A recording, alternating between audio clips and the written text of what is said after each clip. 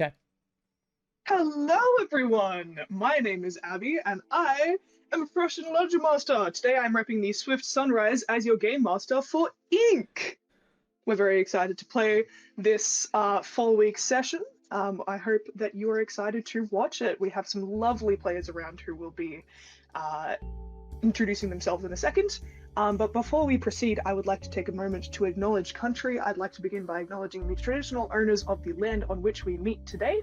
I'd also like to pay my respects to elders past and present. Also, we are sponsored by the lovely folks at Reckless Creatures. If you head to www.recklesscreatures.com, which I said very fast, and use the code YONDER, YONDER, to get 15% off your order for some very cool heavy metal TTRPG shirts. Super fun. Alright, today we are going to be playing a game known as Inc. by Snowbright Studios. They're a lovely studio, and they've made a very, very cool TTRPG. We will be introducing the quite simple mechanics in just a moment, but first let's meet our players. So you'll notice that we have one missing player today. Piggles is unfortunately sick, but is in the chat, so everyone say hi, Piggles. Hi, Piggles! Hi, Piggles! Hi, Piggles! We love you! Get better soon! But we will then be going from, what is, I guess, my left. So, Cam, can you introduce yourself, please? While that is happening, everyone. Abby, If just you check don't messages. know anything about me, I am Cam. I am Jack's golden retriever. Jack messages me, hey, I'm doing a stream. Cam's like, you son of a bitch, I'm in. Let's do it. It's true. I have the lovely annoyance and pain in my side, Jackson, who decided he didn't want to go to bed and made us run a little bit over time, so I do apologize for that. I am playing Camille today. First time ever, I'm actually playing a female character, if I can recall from all my games. And she was a very lovely go-getter, really focused on work more than anything else, and unfortunately met her demise. So now we're going to try and see if she can find a way to heaven or not. Very exciting. Awesome. All right. Well, to my right, we have Jack. Jack, Hello. could you introduce yourself, please? And also, which super cool company do you work for, Jack? Hi, everybody. You're enjoying this, aren't you? It's just like, haha. Guys, I'm so excited. Usually, for those of you who don't know, also Autumn, hi, welcome to the streams. Hi, For those of you who friends. don't know, Jack is usually the one GMing this, and this is my first time GMing on stream, so Yeah. I'm very excited to. Abby's to do first that. ever streamed game, correct? First ever streamed game game. mastered stream game. Yep, it's true.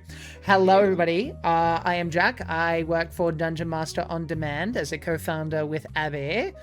We've done all sorts of cool things together, including Discover Play Connect and a whole bunch of other games that you can check around the Melbourne area. Right now, we're working on some community night shenanigans, which may involve the game Dread, which is a Jenga tower-based horror system. We're thinking about running a gauntlet like Battle Royale or something like that, so people have to kind of go really quickly, and they've got timing, and then we'll probably put beach balls up in there so they're being distracted, and then their character dies. It's gonna be lots of fun. You should check it out at Tablefloat Games or Elder Gods and Dragons or our website, dungeonmasteronDemand.com.au. This is my channel. You don't need to hear about it. Presumably, if you're watching this, you at least are somewhat familiar with me. So I am playing, however, this is a coincidence, but I'm rolling with it, Michael and his Shadow George. So I am going to put on a British accent. It was. I swear to you it was. But I'm leaning in.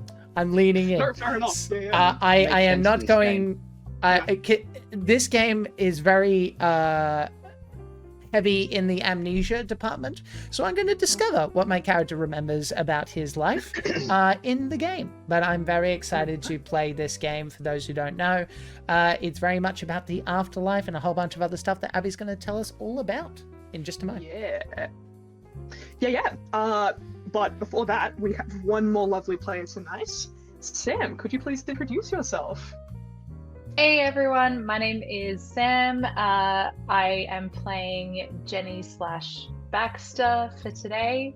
I had the wonderful good fortune to play this game with Abby a little while ago and am absolutely obsessed with it. I think it's such a cute and cozy bit of scenery, so I'm really keen to get back into it.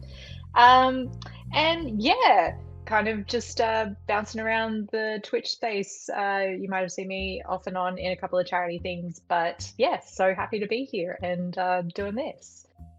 Jenny is a very type A kind of person who has not fully realized that she's dead, but she was a very busy, very, very in demand wedding planner who may or may not be based off a 2000s rom-com. So we'll see how we go. Not affiliated, actually. It's so different. No. It's nothing like that. No, absolutely not. You can't come for us and you can't sue us. Yeah. An original character. It's just inspired. Absolutely. It's nothing like her. Never. It's probably I wouldn't dare. 7-year-old, right? Definitely. We would never dare to emulate such beautiful fiction as that. All right, so thank you everyone for introducing yourselves. Let's get right into the I'm so distracted by the music chat going on Twitch. Let's get right into the mechanics of this game. So I'm not going to go through everything because it's boring and you don't need to hear it. We'll figure it out as we go. Essentially, this is a D6 based game. The players will be rolling 1d6 plus or minus another d6 based on their karma. So karma is a big thing in this game, and you can flip your karma, and I can flip your karma. So yeah, that's essentially the only dice being rolled except for combat, which we will go through later.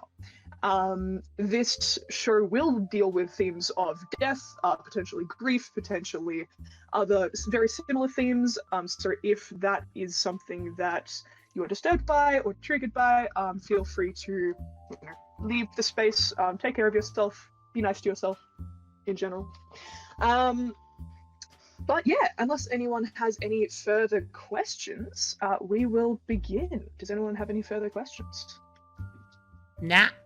We all good. Now we're chill. Get on with it. Okay, so I'll get there. Chill. So British. Okay. If I start now, Jack. Start now. Start early. Start strong. I'm sorry, continue. As I say, this game will deal with themes of grief and death, but also this game is probably likely to, as the cast that we have, be fairly lighthearted. It's what we call a cozy horror game, so it's kind of like, this is the front cover of it. As you can see, the graphics are really lovely. Highly recommend this book. But yeah, cozy horror will probably be quite light, will probably be quite funny, and then potentially be darker in other moments. So yeah, without further ado, let us continue the session. So, you all begin with your backs on the ground and your eyes closed. You feel a cold stone beneath you. You don't know where you are. You can hear basically nothing except something roaring in your ears, almost like you've got a pounding migraine headache that's just pulsing in your ears. You go to open your eyes and you can feel that there's something cold on them and something heavy. You move your aching muscles and you kind of shake a little bit, and as you lift your head up, the things that are on your eyes fall off and they clink to the ground. You look down and you can see that they're coins. They're not a coin that you're familiar with. They are a gold coloration, probably a gold coin, but they don't have any sigils or anything that you are familiar with. As you look up, you see each other around you. There are 3 of you here in this space. So, as you sit up, what do you see? We'll go with Cam first, then Jack, then Sam. So, what does your character look like? We won't introduce your shadow just yet, spoilers. But what does your character look like, and what would they be doing in this moment? So Camille is about 5'11", strawberry blonde hair, pale skin, wearing a full business dress suit, and she looks quite terrified because the last thing she remembered was she was walking, picked whether going left or right to go see her mother. She goes right. Normally she goes left, and that's the last thing she remembered. And now she's here, and she's looking around for her little briefcase that she carried, and she just would drop to her knees and sort of just start shaking a little bit because she's like, oh my god, where am I? She's terrified. Yeah, 100%, as you would probably be if you kind of just blacked out, knocked unconscious, and woke up in a completely separate place. So you're kind of just sitting, probably still on the ground, just looking around you, maybe in a little bit of a daze, and just murmuring to yourself, probably without even realizing it, just where am I? Jack, who is your character? What do they look like, and what would they be doing in this moment? Okay, before I answer that, can I get another, just a quick refresher, because I was doing tech stuff. Could I get another quick refresher about the environment around me? Because that will help. Yeah, absolutely. So you are on a cold stone platform. As Cold you look stone around, platform? Sorry, your mic's a little... Yes, let me actually go through that. Yes, cold stone platform. Okay. As you continue, kind of look around, you realize that there is there were coins on your eyes. You are wearing the clothes that you wore previously, a second ago, and you have as much memory as the player has decided of what happened previously to this. So, is this stone platform in a cave, or is it open air, or... Sorry, you might have been telling me, and I've been drifting off. I apologize. One more time. As you look around, you are essentially on a almost like a rocky, cragged cliff face. Okay. Overlooking an inky ocean. Gotcha. So you look around and you can see that you're not in danger of falling onto this place. But as you look around, you see that if you had from wherever you fell, if you had fallen just a couple of meters to the right, you would have fallen into the ocean. And that thought kind of fills you with an unconscious dread. I think Michael is going to immediately take the coins and see Camille, not that he knows their name right now, but this other person panicking as far as what Michael looks like. I would say he's kind of got like a bit of a natural 50s quiff going on. It's essentially this situation that it doesn't have product in it. It's just this natural kind of swept back hair, and he seems to be wearing what in life was probably some sort of very trusty leather jacket, basic regalia, white t-shirt, blue jeans, and but probably the most interesting thing about his outfit, thank you, just got delivered food, what is his hiking boots, which are extremely scarred, probably from various things that he might have done in life. But he looks down at the coins, and immediately he starts kind of rolling them around his hands. There's this weird moment where it's almost kind of deja vu for him. This might be something that he dreamed once, and he's hearing this person panic, and he's almost shutting it out, and he's trying to look at the detail of these coins. That's what I think he would initially be doing. Absolutely, yeah. So in this unfamiliar environment, you hold on to something that may be a little bit more familiar to you. The concept of money, the concept of a coin is, while this coin is unfamiliar, it's not an unfamiliar object to you. So you focus on what you have, what you can control, and you start rolling these coins around your palms. Again, not any signatures that you remember. You can see that there is something that looks like a mug on one side of it, just like a simple cup with 3 almost steam lines coming out of it. And on the other side is what looks to be a potion bottle. Again, these are just etched into the what you assume is gold of these coins. They aren't super worn. They are not familiar. They are just, or they were just, on your eyes and fell off when you sat up. Yeah, there may be more I can follow up on because one of my skills that I decided was that I am relatively studied in the occult. So I do want to follow up on that, but I think we should move on. Agreed, yes. So we will go on to Sam. What is your character? What do they look like? And what would they be doing? I think not. It doesn't sound like anyone's going to be watching, but like, yeah, I think you see this young, mid to late 20s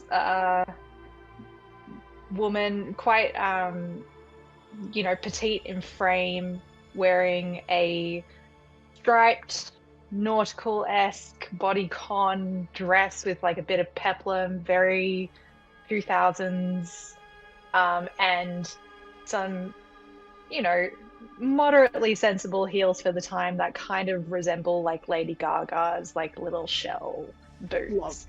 Very cool. Yeah, you see her lying down, and she comes up with a jolt as she screams, "Hurrah!"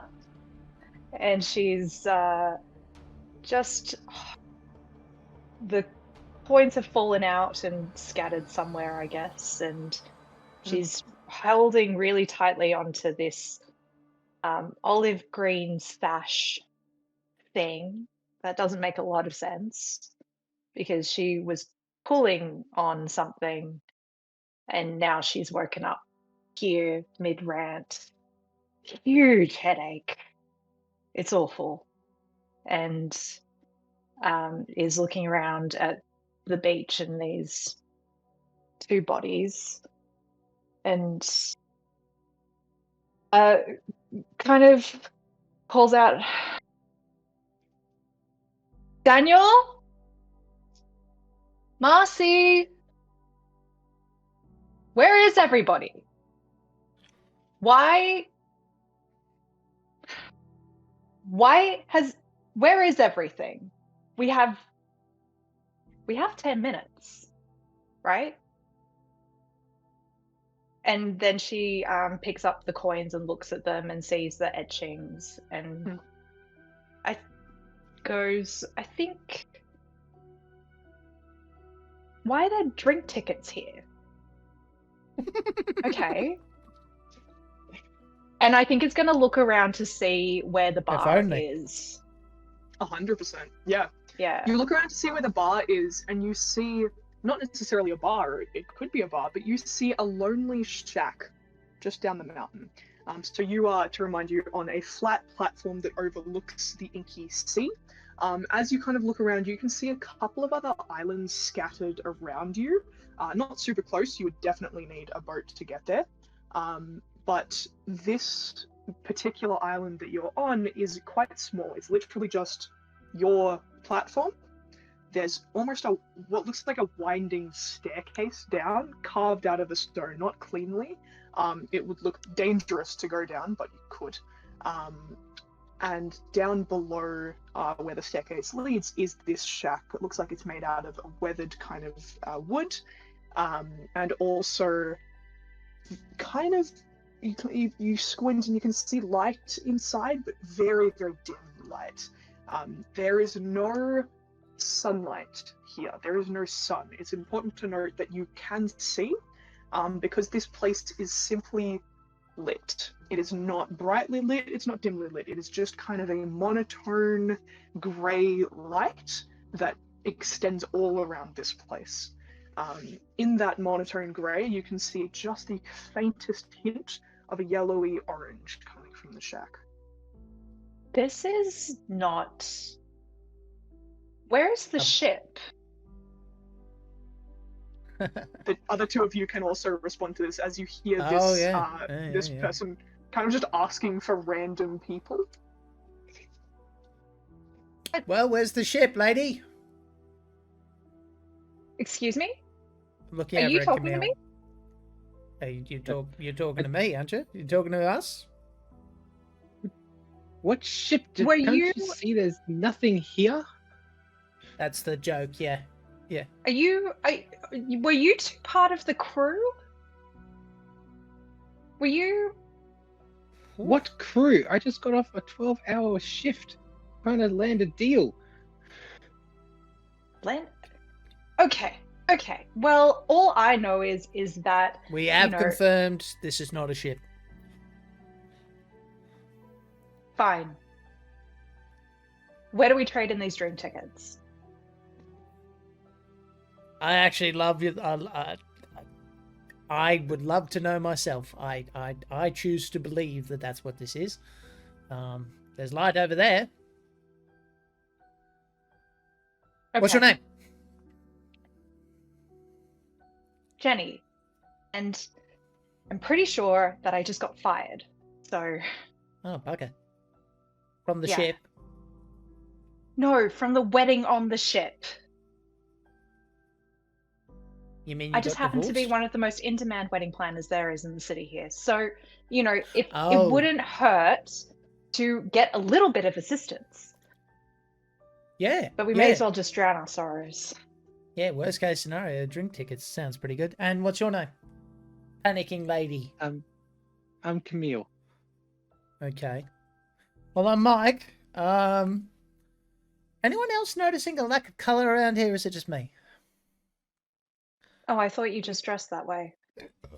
I mean, I definitely kept to basic colorations, but no, I mean, even my skin is kind of grayish. Weird. I You look look at at your Camille. skin, Mike. You look at your skin, and you can see that there was color there. You know that there was color there, and in fact, you can see it retreating out of your skin. It's not like it's going anywhere. It's just slowly fading into the monotone version of the color of your skin. Whether it was pale, it is now a pale grey. Whether it was dark, it is now a darker grey. There are only, no pun intended, shades of grey in this world.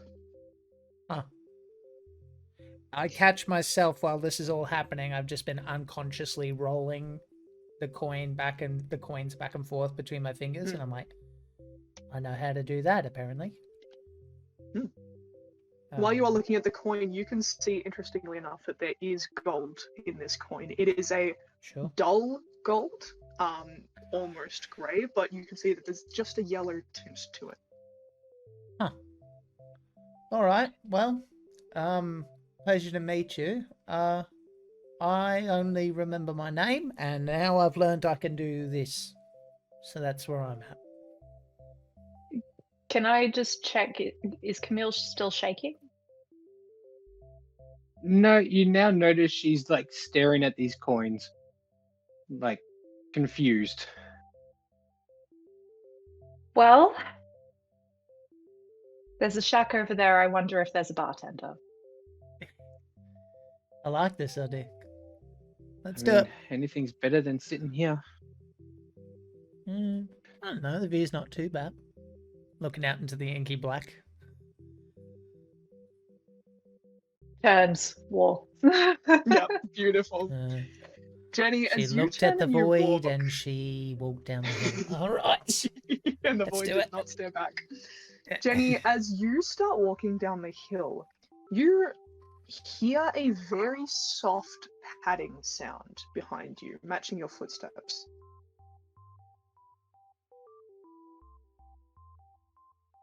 You look back behind you and you can see, what does Baxter look like? Oh, it really sucks that Jenny is actually quite scared of rabbits.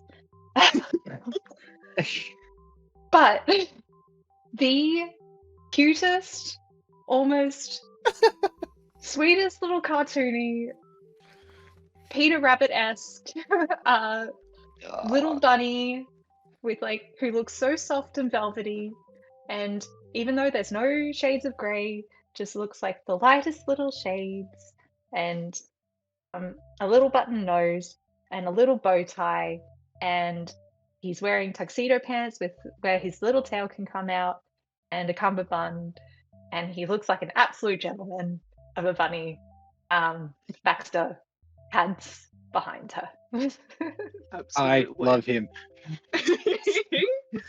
Even I love though that don't you, know... Sam, the player, Mm. decided I'm gonna give myself the thing that my character's traumatized by, following my every move.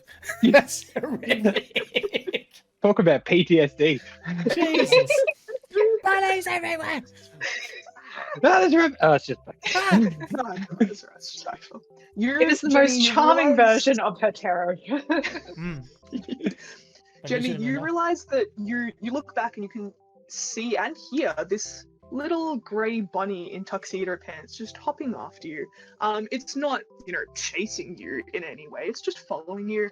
And although Jenny is deathly scared of rabbits for whatever reason, you can, as you look at it, and it just kind of looks up at you and cocks its head a little bit, you feel this sense of acknowledgement and warmth. The first warmth that you've felt since you got here, but maybe even like in your life, in your actual life. The first warmth in a while. And you just feel this sense of peace and acknowledgement. And you look around at the roiling sea around you and the grey storm clouds up in the air. Then you look back down at this little bunny, this animal that you were or are quite afraid of. And it is the only thing that is centered in this world. Well, you did dress in black tie, so I guess you can come. Beautiful. You continue walking down the hill. Mike and Camille, you see this as well. And actually, let me roll a d6. All right. Camille, you look next to you as you see this, and you didn't really realize, like, you didn't see this bunny appear from anywhere. It almost seems to have come from Jenny's shadow, kind of just seeped out of it. You kind of just look around you, and you can see, what does Xeon look like? Xeon. So Camille's 5'11". Xeon is 7 feet tall. So when she notices him, just looks up and picture the red thing from Looney Tunes, just with really long arms, crouched over, and just these massive eyes with tiny little pupils just staring back. Love it. Delightful. You look back at this and you can see this imposing wall of a figure, a darker color, not a color, a hue, but darker, and just these pinpointed eyes staring at you, not with any type of malice, just of recognition. Again, you feel this sense of belonging, of acknowledgement. You feel that this creature, wherever it may have come from, is here to protect you. It's Camille's seeing this huge thing in front of him, she just pauses for a second and just goes, "At least you're not a rabbit in tuxedo pants." And goes, "Michael, I'm not hallucinating. I see this thing. You see this thing too, right?" Giant behemoth. Yeah. Cool. Jenny, you see the giant thing standing right next to me, right? What? Oh, yes. Yeah, that's a lot of baggage. Just a bit.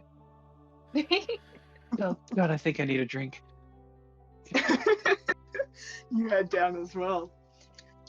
Michael, you going with? Yeah. Beautiful. As you go with, you can also hear this kind of, almost a small, like, ticking sound following. You look around. I do. Yeah. What does George look like? To be honest, I think he's pretty hard to distinguish as anything like humanoid. He's just this kind of ball of hot spikes that seems to be bouncing around behind me, and I'm like, Okay. How's it going? And it's kind of just bouncing along.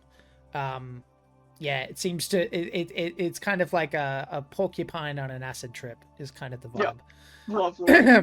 Hell It kind yeah. of Okay. as it's bouncing around, it's kind of bouncing to and from beside you, and it does this big leap and lands on your shoulder, and you can see it gets ever so slightly smaller as it lands on your shoulder. You kind of brace for impact and for piercing, Yeah. but it just feels a little warm, a little heavy. It doesn't stab you, or almost you look around and you can see that it's still got its spikes, but where it's touching you, those spikes are dulled, so they're just a dull pressure in you. That's a lot to unpack. It kind of looks up at you and just kind of nuzzles your cheek a little bit, and you can feel Cool. this sense of protectiveness towards this creature, but also the sense that this creature would protect you with its life. There's a familiarity beyond just what you just described. His memory, as far as like anything specific, is shot. But these coins, this place, this spiky stuff, there's nothing that has surprised him so far. And and he should probably find that weird, but again, kind of like almost like in a dreamlike state, you know, when you're in a dream, just like, oh yeah, there's the yellow wiggle. G'day. Of course, yes. Naturally, obviously. Here we are. And almost like you are lucid dreaming, you make the decision Yeah. to keep walking towards this shack. Yep. Jenny, you reach it first, and your little Mon Baxter is by your side as you knock on the shack's door. I wait for a couple of seconds. You can see that it swings open. You can see a literal ghost standing in front of you. Well, actually standing, really floating. She looks like she has a sheet over her head, like she is a kind of semicircle spherical body with a sheet and big, thick, circle-rimmed glasses over her eyes that magnify her eyes to 3 times their size. She opens the door, she says, "Oh, dearies, please come in, please, out of the cold." She gestures you all in. Baxter gets in first, so we follow through. Beautiful. I walk Hello. up, look at Xeon and go, you might need to duck. You can see that Neon kind of like slowly melds into a slight small shape, just enough to fit into this shack, and then just kind of barrels forwards. Yeah, right. Cool.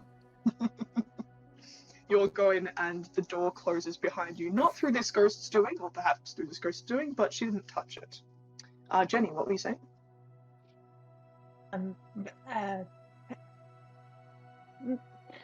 Hello. I would like to redeem these strips tickets, please. Of course, that's what I'm here for. And you look around and you can see that there is, in fact, some sort of dim light in this shack. It is brighter than outside, and you can see that there are sconces of what look to be candle lights, but you can see that they're fake little tea candles. They are little electric lights. Just around the place, they're flickering a little bit, providing the place with a dim light. Illuminated by that light is a set of essentially distilling equipment, distilling equipment, which has this dark, very, very dark, almost as black as the ink around you, liquid slowly creeping through it. It looks like she's making some sort of beverage here. And you look up and you can see that there is a menu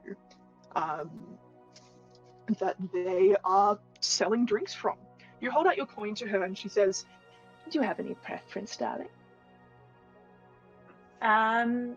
I look at Mon, at Baxter, and ask what they want. And I think intuitively, like a sensation comes through and a smell, well, not really a smell, but like, a texture comes back as the feedback. And I look at her and go, he would like a martini. Delightful. You see, she nods and smiles, and she goes behind the desk on which this distillery set is laid. She opens a drawer, and you hear the clinking of glass of many, many glass objects. She kind of rummages through like a librarian rummaging through files, and she takes out this martini glass. It's beautifully kept, very clear, very minimalist, very pristine. She sets it down on the table next to the distillery equipment. She says, "I'll get that for you in just a moment, dearie. You," she looks to you, Kev. Emil will look at Xeon and just look at her and go, 2 whiskeys neat straight up. Can do. She takes out 2 small, almost shot glass sized whiskey glasses, puts them next to the martini glass. Lastly, you. She looks at you, Michael. I don't know. What do you think? Prickleball just kind of... Yeah. Prickleball just kind of on your shoulder, nuzzles into your shoulder a little bit, and you hear this very, very slight voice in your mind. Everything else has been familiar to you up until this point, almost like a dreamscape. This almost breaks you out of that. This is the first unfamiliar thing that has happened to you in this life. It feels like a tendril almost of thought, of consciousness, and you get this scent of cinnamon and of cocoa, and this feeling of warmth going, almost like you've swallowed a warm drink that goes down your throat and into your stomach. Your creature, George, wants hot chocolate. Well, you heard the spiky. She nods. She says, "I certainly did." And she takes out this big mug. It would take 2 hands to hold it. It's got a very wide, very broad handle, and sets it down on the counter. She says, "Well, I'm sure you're all quite confused, but be calm in the sense that you are safe here." You can see she's like turning nozzles on the distillery equipment as she's speaking, and she's got 3 different exits, 3 different nozzles for this, and it's the same liquid. It's the same kind of black, inky almost liquid into all 3 or 4 glasses. She's at the thing. Into all 4 glasses. To you, Jenny, she gives the martini glass, and you can see that there's a little stick on it with some almost solidified ink as an olive. To Camille, she gives you the 2 glasses, one for you and one for Xeon. And to Michael, she gives this large mug. It takes the longest to fill up, and she kind of sets it down heavily on the table. Do all of you drink? Do you have a mouth bite? How do you work? Kind of just opens up its little mouth, and it's almost like a hedgehog mouth, like a snout, that just protrudes from its spikes. You thought it was one spike, but it just kind of protrudes and opens, and you can see that there are very, very sharp needle-like fangs in it. I'll tell you what, I'll grab him and I'll just let him dunk in it like a hot bath, that spa that you can drink. Delightful. This mug is large enough for that. Yeah. And you can see, as you've seen a couple of other people's shadows resize, you can see that George resizes into a much smaller version of himself and just kind of swim like doggy paddles around this ink that smells beautifully of cinnamon and nutmeg and cocoa. You can see it's got a little bit of like more solidified, almost lighter ink that is like whipped cream on the top that your shadow is delightfully licking through as you are being spoken to. Excellent. Xeon, you can see, just takes like an arm or something akin to an arm, reveals itself out of his body, takes the glass and brings it back and just sculls it. and you can see that there is a very, very faint yellowish golden glow that works itself down until it sits in where a stomach would be. It slowly fades after that, but you can see that he has very much enjoyed it. Jenny, are you letting Baxter have some martini? Absolutely. Delightful. You kind of just set the glass down, potentially on the ground. You can see Baxter just jumps up and with a tiny little tongue laps up some of the martini. You can see it bites half the olive, leaving the other half for you. Very considerate, and it seems to very, very much enjoy it. Classy man. Okay. You pick it up after about half of it is gone, eat the other half of the olive, and drink Imagine martini. that on a margarita glass. Just like, I only licked half the salt off the glass. You can have.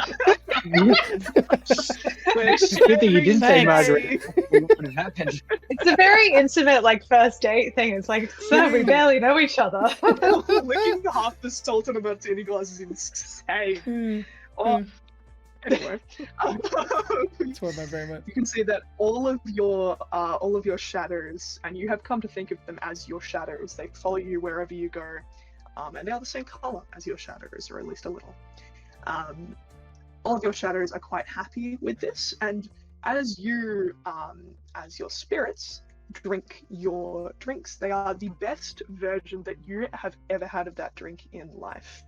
For you, Jenny, it is the absolute best martini you've ever had, the most well mixed, the most well balanced.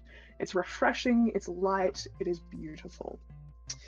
For you, Camille, it's cold and it's refreshing, and it's everything that you ever wanted out of a quick, stunt drink. Hell yeah. For you, Michael, it is. I don't think I had... partake, to be honest. I'm happy watching George do so. There's just something. Again, there's this like certainty of like what's happening, at least to some degree, and there's just whether what it means he doesn't know, but he just looks at it and he's like, if he had to break it, he's not ready to accept it yet, but like something about it is just like, I'm not sure I deserve this. Is kind of 100%. But he doesn't know any details. He's just like, you feel uncomfortable drinking from this. You can see that there's a moment where George kind of like pops his head out from over the lip of the mug, just looks at you inquisitively. You don't feel any kind of thought in your mind or anything like that. You can just see that he's worried about you. He's concerned about your actions. He's not doing anything to change it. He's just kind of looking at you inquisitively. And then if you don't do anything, he just kind of pops back and starts I'll respond. I'll just go, around. I don't know why, mate.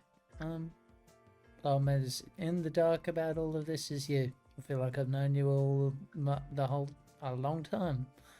I feel like I've been here before, and I'm just following my instincts. You enjoy it. Just nods, gives you a little bit of almost a smile. It doesn't really have the anatomy to be able to smile, but you can feel the feeling as if someone had smiled at you in your mind. Kind of just retreats back into the cloud that is the whipped cream of this hot chocolate and swims around. As this happens, you can feel the warm sensation of you drinking. Not necessarily hot chocolate, it's not as specific as that, but it's the best approximation that George can give you of the happiness that he is feeling drinking this drink. Bless him. As she has let you all just have a moment with your shadows, this ghost sees you all kind of finishing up your drinks and says, well, now that you're a little bit more comfortable, please pull up a seat and let me tell you what's going on. You can see that there are a couple of seats around. All of them are very different. There are armchairs, there are bar stools, there are just general kitchen chairs. Each one of them seems to have their own personality. You can describe which ones that you would like to pick, or you can just pick one at random if you'd like. A chair has a personality? Is that what I heard? As in, like, you know when you go to someone's house and that house is very lived in? And you can see... Okay, I thought you were talking Beauty and the Beast shit, because I'm like, I'm not sure how comfortable I am sitting on a sentient chair. But, yeah, alright. Good night, Piggles. Night, Get some Night, rest. Piggles. Love you. Yeah, would you like to describe your chairs or just kind of sit down on one at random? Stool. Yep. Sounds right. Sick. Just sit down on a stool. One of those bar stools, you know, comfy. Lovely. You sit, yeah, next to the bar. It's got a cushion on it. It's quite nice. Yep. Camille's one will probably look like almost a dead replica of an office chair, and she sort of sighs and just sits on it. You feel that this is probably your chair. This was made for you. So I think Jenny starts by like just posing at the bar, and then her feet are slowly starting to get more and more tired, and she just makes her way over to one of the like big oversized couches and starts to take her heels off and settles in. Beautiful. Lovely. You go over to the wall, and you can see that there is a quite a large chaise lounge couch, and you just kind of drape yourself over it. And Baxter kind of just jumps up, sits, and lies down and kind of snuggles next to you. You can see this ghost just kind of floats around and sits in the middle of the room. You can see that she's sitting on a, for lack of a better description, a ghost chair. It looks spectral. It looks like it will disappear at any point in time. Just looks like a normal kitchen chair, but specifically for her, it seems. She sits down in the middle of the room and she says, "Well, I'm sure that you can all realize that you're not in the place that you were normally. How's everyone feeling after their drinks? Little calm, little sated? I feel quite good, actually. Excellent, excellent. That's what the drinks are there for. I'm glad you're sitting down. You, my dears, are dead, as you might have noticed. I'm not sure how you died. You'll have to figure that one out for yourself. But unfortunately, you have moved on to what you might call a limbo. This is Ink. Now, you are here specifically because you have unfinished business. It's a little bit of a cliche, I know. You mortals love your stories about ghosts and unfinished business, and a lot of romance novels, I'm led to believe about that. But anyway, you each have something that you have to do before moving on to the actual afterlife. Before you ask, I don't know what the actual afterlife is. I'm just here. My name, by the way, is Phyllis. Welcome to Brood Awakenings. This is the tavern that you're in at the moment. There are Did you a call couple it of that? us. No, that's in the book. But I wish I'd have called it that. No, I'm asking in character if the character I'm talking to. Did you call it that?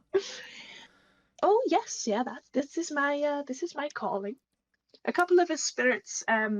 We came to Ink and we never left, either for our own volition or we were never able to finish our burden.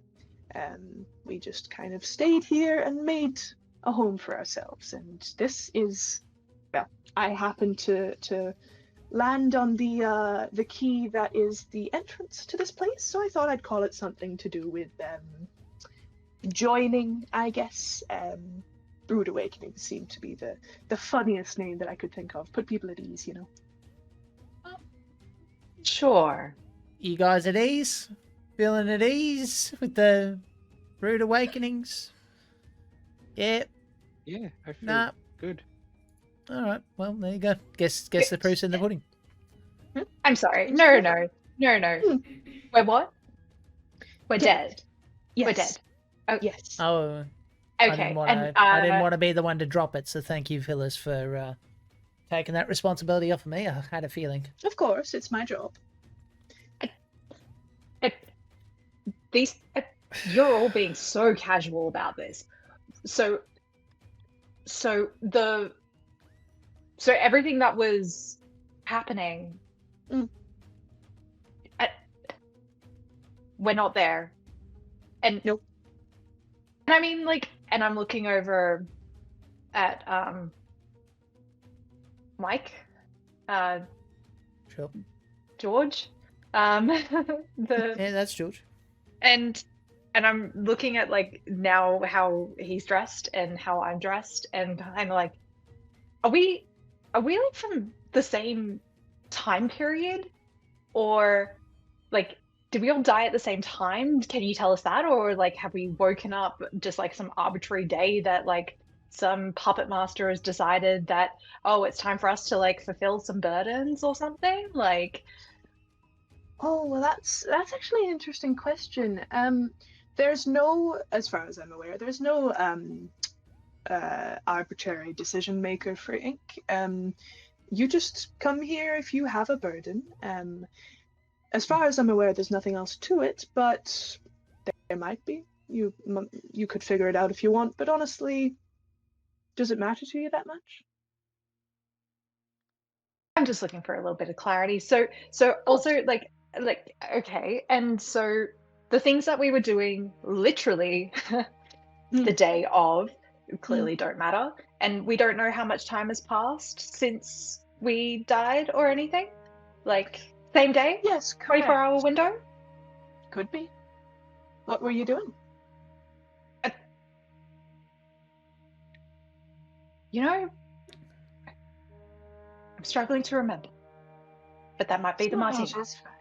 Of course, it could be. Some amnesia is perfectly normal. I wouldn't worry about it. Honestly, it might seem sinister to say, don't worry about your lives. They weren't worth anything. Of course your lives were worth something. But now they're over, and this life is now what you're worth. Make use of it. So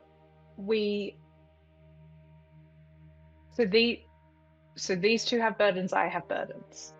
Correct, yes. And the only way to get out of Ink is to fulfill those burdens. Do you know what yours is? How could we know what they are?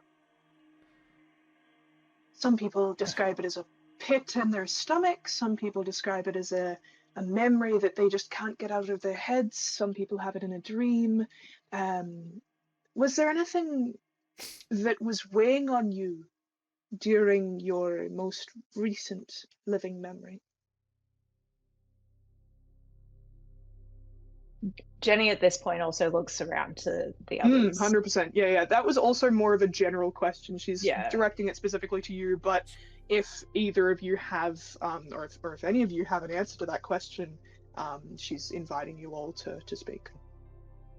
I feel like I haven't done something that I was supposed to. That's a good start.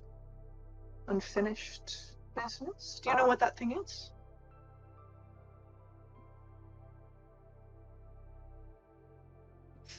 Slightly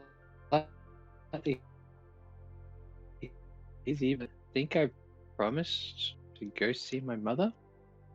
Well, It's been a while. Can't remember how long it's been. that definitely sounds like a burden that would have weighed on you. Do you know of any way that you could make that happen here?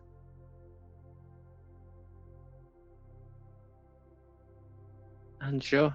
Maybe something might show up. Of course. Honestly, it usually does around here. Some people, as I said, have trouble with their burdens. Some people are here for, well, we don't really count the time, but some people are here for a very long time, trying to figure out what their burden is, how to succeed. Some people are stuck on actually succeeding their burden. They don't know. They know what they have to do, but they can't do it. When you figure it out, you'll see a beacon. Beacons are not like your earthly beacons, not like large points of light, just a place that the rip in the ink will let you through. It won't let people through that haven't completed their burdens. Don't try. It'll just push you backwards with a quite a large force, and your shadow will probably have to help you out of it. But if you feel that your burden is abolished, try and find one of those beacons. You'll get through. Wish I had my briefcase. Could have taken notes. I'm sure you'll remember. It's one of the only things we talk about around here, actually.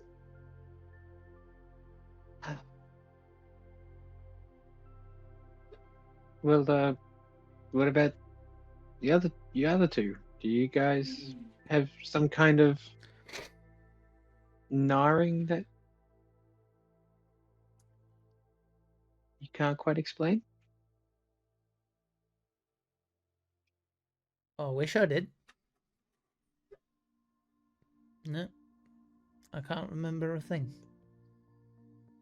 That probably explains why I'm so calm about all this. All I know is that I somehow know already everything that you just said. I just know, and I don't know. Maybe when I was alive, I was messing around with stuff. I think I recognized the stuff on the coin.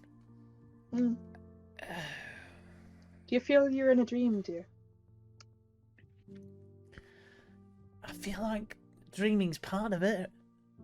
I feel like I dreamed this.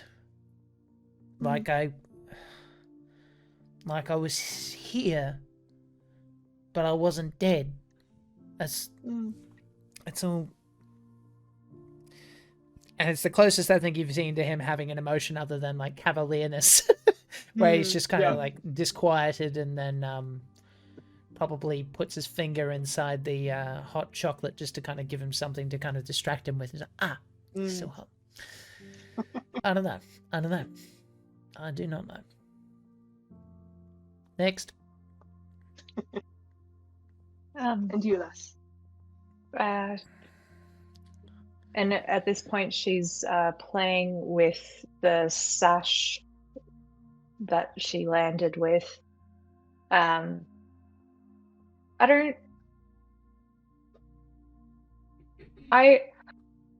was, right before I died, I was meant to be fulfilling one of my greatest personal and professional achievements. I mean, I was planning a wedding in international waters Nice. for a couple of crazy kids who were absolutely in love in a way that I had almost given up on. And now I don't get to see it through. I don't get to see them commit and spend their life together.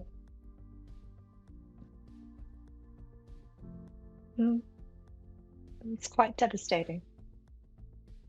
One of the things that a lot of people have trouble reconciling with themselves is not what they did do, but what they didn't.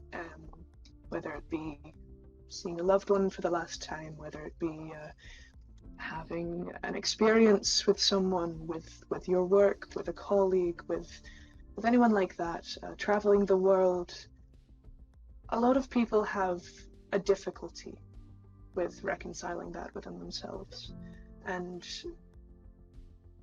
I don't know what your burden is, but I will say that if you have a grief around it, it is likely to be your burden or something similar to it.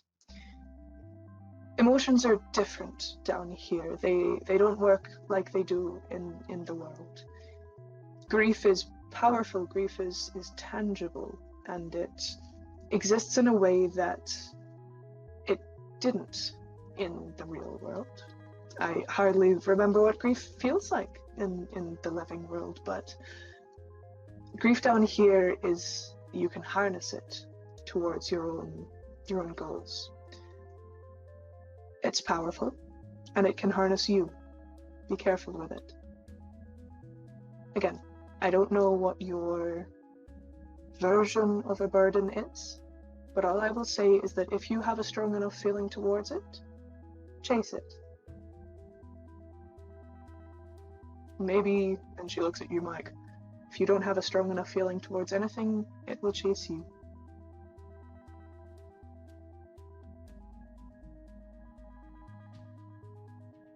Okay.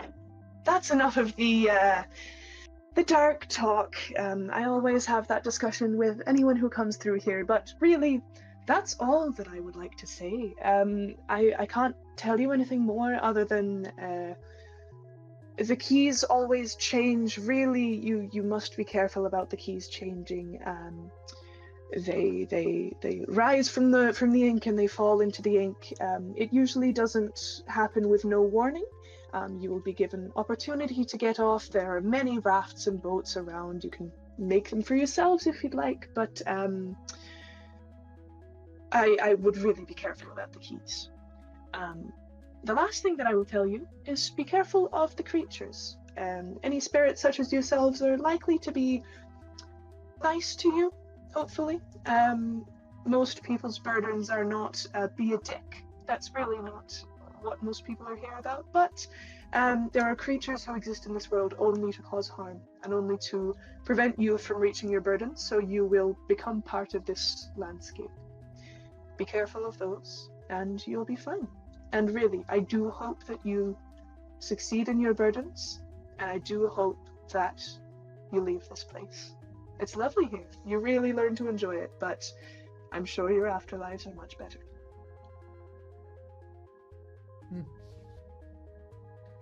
Okay, so yes. Grab a boat, pick a direction, hope for the best. Got it. Before you go, would you like another potion? Chill. Sure. You each have given one of your coins to Phantom Phyllis, and she kind of holds out her hand, expecting the other coin in payment. You don't have to take the other potion. You can keep your coin, or you can have the potion. No, I'm good. All good? This is one of the few things that he has Mm. that he knows for certain is that he can do this. So I think Yep. for him, he's just like, no. It is 100%. my coin. My coin. 100%. Jenny, Camille, would you like to grab an elixir, or would you like to hold onto your coin? Yeah, I'm gonna grab an elixir. Beautiful. Okay. Lovely. You pass your coin over. Cam, could you please roll me a d6? First roll of the game. First roll of the game. Yeah. And I Woo! completely shanked it and rolled off the edge. Oh, Three. better than the 3. princess. Okay, awesome. 3. Cam, can you roll me another d6? I'll try and not knock this off Dude, the better. Other one. 6. Lovely. You gain an elixir of invisibility. I would write this Nice. down somewhere because the elixirs are very, very useful in this game. Elixir of invisibility. I will also type this into chat so you don't have to write it down immediately, but you are invisible for the first round of any combat and cannot be targeted. This effect cannot be taken multiple times. Hell yeah. So you can drink this at the start of a combat. I'll also put that in the Discord chat that we have. Sam, could you please roll me a d6? 4. Beautiful. Could you please roll me another d6? 5. Beautiful. You gain an elixir of temporary elemental power. You cause double the amount of burn and chill tags that you normally would for the next 3 encounters. Ooh. Nice. Yes, indeed. That's also in the chat. So we gave one coin for what? Remind me? You Drinks. gave 1 coin for the first drink that you took. That didn't seem to have any kind of effect. That was just your, I guess, introduction to this. And the second one was a choice of yours to gain an elixir or not. Mm-hmm. Yeah. Beautiful. So you have your elixirs. would you like to leave this cabin? Yeah. Yeah, well, we're not gonna. Well, our thank way you for to the the afterlife. depressing news. Of course, I'm sorry to have to give it, but it's better me than someone else out there. Are you married? I was, but I don't believe that I am. No? Just circumstances. There's course, so much yes. to unpack with that sentence. Are you trying to Um, network while we're trying to get away to the afterlife? Are you married? No. Would you like to be? Hmm.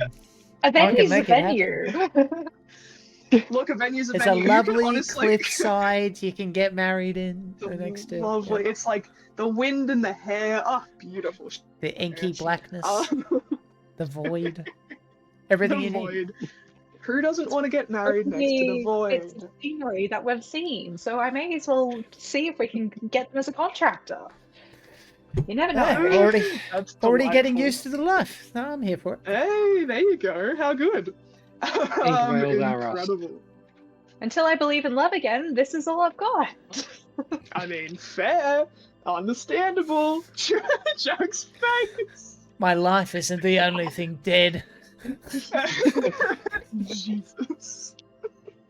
So is my belief in love. So is Fucking my hell. belief in love and the truth. Beautiful. So you head out of this shack. Phyllis gives you a warm goodbye as you leave. Just kind of pats each of you on the back gently and says, Don't touch me. I hope you can make it out of here. She moves back immediately. Gives you a small smile. She kind of holds her hands up. She says, I hope you can make it out of here, darling. Yeah. Yeah. Yep. Us too. Each of you leave the shack, your shadows in tow, and you move down. You can see that behind you, behind the shack, is another set of stairs leading down, again, roughly hewn into the stone of this key. As she said, I'll reiterate what she said. So there are multiple keys around. They morph and change with the scenery. So the inky sea will swallow some of them at some points and also bring new ones up.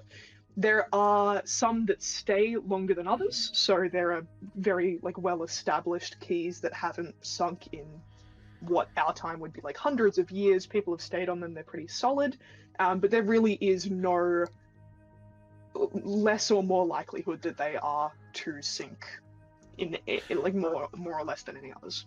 So to be clear, you're not talking about keys that unlock doors. You're talking about a Correct. harbor. I'm talking about islands. Yes. Uh-huh. Okay. Yeah. So the There you actual go. islands are called. That makes a keys. lot more sense because I was sitting back Yes. going, huh? Huh, interesting. Huh? Yes, Yeah. no. The keys are the islands that you're looking at, and also the islands that Pronounced you're on. Kue. It's actually pronounced Q-U-A. Yeah. Lovely, yeah. So, you, for the purposes of you not being stressed about that forever, unless there is a very good story reason for the key to sink, the key will not sink, the key that you're on, because frankly, we don't have time for you to deal with that, as this is a 4-episode long series. So, you head down the mountainside. You're being quite careful where you stand, and in fact, I'm going to get you all to roll your first check of the evening. So this will be, there's not like a name for these checks. There is just a skill that you roll. So for the audience's benefit, each of the players or each of the characters have 3 skills. These can be physical skills or mental skills.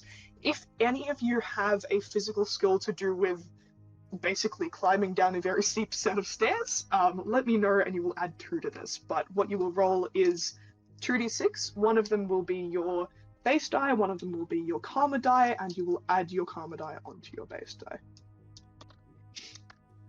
No skill. Cool. Got There a you 6 total. Beautiful. 6 total. We're heading towards the water. Correct. Can I use my ability for all things nautical? Not to climb down. Yeah. I will let you use it if you're like looking at the water once you get there. Doesn't matter, it's a 1. I'll use One my you need to roll alert. at least a two total. Because you're rolling It's 2d6. it's 2 ones. Oh, so two yeah, we're on ones. 2. I understand. Can you roll what? Sorry, Ken? I'm gonna use my skill for staying alert. Yeah, I'll let you roll that. So you'll add a Yeah. 2 to this. Add a 2 to your Add a 2d6. Oh, cool. That's a 9. Beautiful. Okay. So, Camille, you with Xeon, you kind of just like head down the stairs very carefully. At some points, the stairway is so steep that you literally have to lean back and use your hands to kind of position your feet and hold on to the rocky mountain face. You are going last. So, Camille and Xeon are taking up the rear. Jenny, you are doing the exact same thing that that Camille and Xeon are doing, and you're kind of using your hands to position your feet and position yourself on this mountain face until you stand on a piece of rock that slips out from under you. You kind of feel yourself jolting and falling, kind of, or not falling, but skidding down this mountainside, too fast for you to be able to grab perches of anything, until you feel a hand, not a hand, but almost like a paw on holding up under your arm that stops you abruptly, and you can look back and you can see that Baxter has grown almost to your size and is grabbing onto the rock. He's almost like melded himself into the rock a little bit and is grabbing your arm, steadying you. And he kind of, as soon as you stop and position yourself safely again, he melds back to his small bunny form. Thanks, buddy. And just sniffles at you. Oh God, you're too cute to be scared of. In this moment, you saw the ability that your shadows have to protect you. They definitely have this ability and will use it when necessary. Mike, you do not fall with this. In fact, you probably chuckle at Jenny losing her balance and slipping a little. You're No. You're only when you. I'm just being told that's what I'm doing. Only So when you reach, Yep. Only when you reach the bottom, do you see that you're on like almost like a shale beach. There's not sand under you; it's just smaller pieces of stone. You look out to this inky blackness, and you see no other keys inside of you right now. You're sure they're there. You saw them on the top of the mountain, but the sheer magnitude of where you are right now, it doesn't hit you. It probably hasn't hit you yet, but just the open, you hesitate to call it water, the open ocean, the sheer magnitude of it kind of like makes you stumble a little and fall, not to your hands and knees, but maybe just to your knees. And you see that George kind of like snuggles up next to you.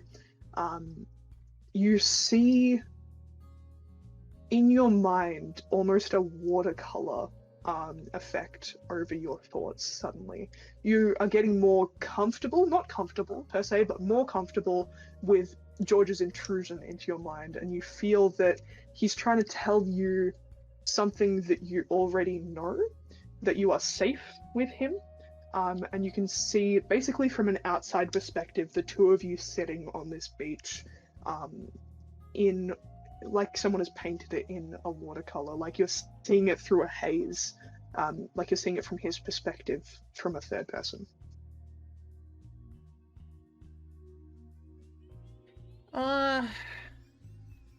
Yeah. Very familiar, aren't you, mate? You're right. And yeah, I'm just gonna keep going. It's this weird, permanent deja vu would be the way that it feels. Just like it's like, why? Like he doesn't even have time to feel disturbed. It just feels natural. But he's beginning to get frustrated that he can remember nothing else about anything to do with his 100%. actual life. Yeah, especially because you're, well, the people that you came here with seem to be able to remember some of theirs. You seem a little unnerved as to what to do in this situation. But you are at the beach, and you can all see that there is a little raft just kind of bobbing on the water. Tied to the dock, there is, well, it's not really a dock, there are just a set of posts, and there is a little raft made out of wood, just big enough for the three of you in your shadows, tied to one of those posts. All aboard. Oh, Yeah, hang on. let's go. What am I talking about, Jenny? Permission to come aboard, Captain. I had not yet claimed the ship, but I suppose. Yes, permission to come aboard. There you go. Untie the mast. Something about rigging. Permission. Arr. Okay. Can I Yes, actually look permission is around? Is there granted. anyone? Yeah, of course. Is there anyone that it looks like this thing belongs to? Absolutely. Look around, roll me a what we would call perception check in D&D, but roll me for perception. Again, just 2d6, unless you have anything specific skill-wise.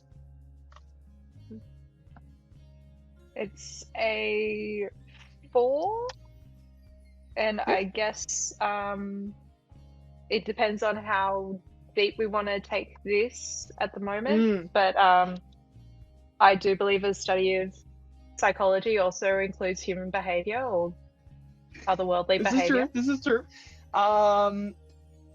I will say no addition for that, if only because the addition would not help you. The DC is 7.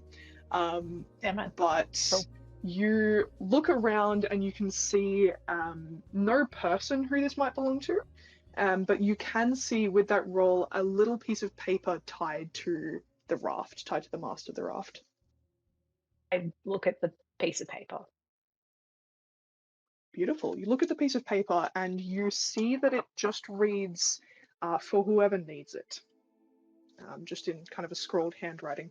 You assume that because Phil has said that this is the space that all people come to when they join Inc., this is a very common way, or this is a very common need to have a boat to leave this key.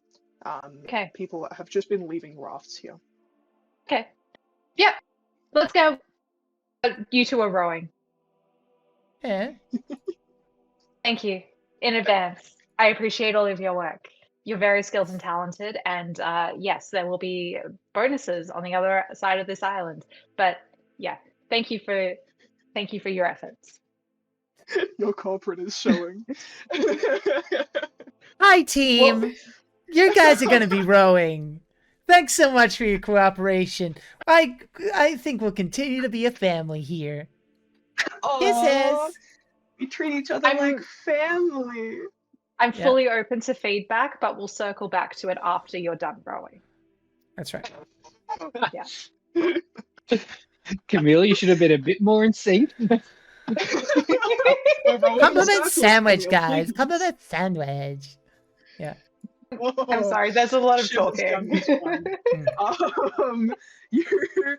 You get on the raft as you're kind of I don't know whether this was in character or not, but as you are talking, you get on the raft, and you can see that there are in fact 2 oars that 2 of you can take, and there is 1 rudder as well. So there are basically 2 methods of steering, but 1 for power and 1 for steering.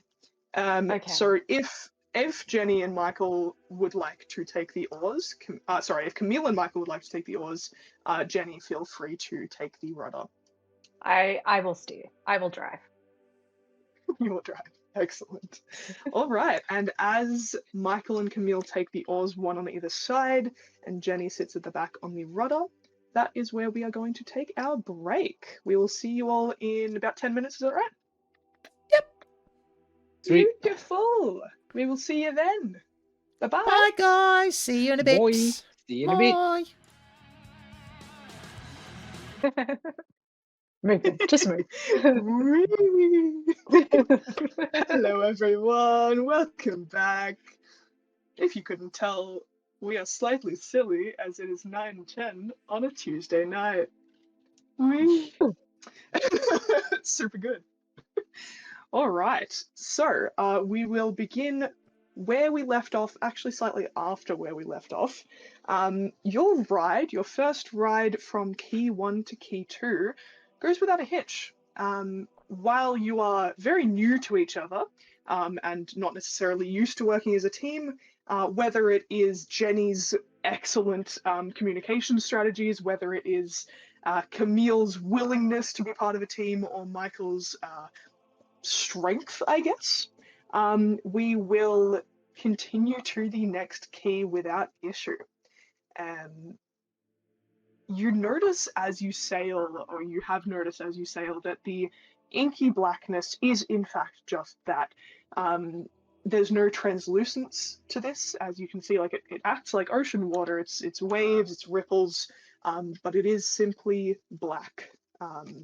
The viscosity of Priscilla's drinks must have happened through the distilling process and not because of any actual water that went through here. So you get to the second key, and you can see that what awaits you at the second key is an actual dock, an actual port. There are large ships here, large enough for probably 10 to 15 people, and there is one much larger ship, probably enough for about 50 people, much larger than anything else that you've seen so far in Ink, and it dwarfs your tiny raft as you pull up to the dock. Would you like to look around for people, or like to help you, or immediately try and start tying your raft to the port? I think we pull in with the raft to the port. Lovely. Beautiful. So Take you up pull some in, space. yeah, 100%. Make yourselves known. You pull into the port, and you can kind of like take the rope from where it was tied to the other dock, tie it around one of the posts that are here, and help each other off this raft.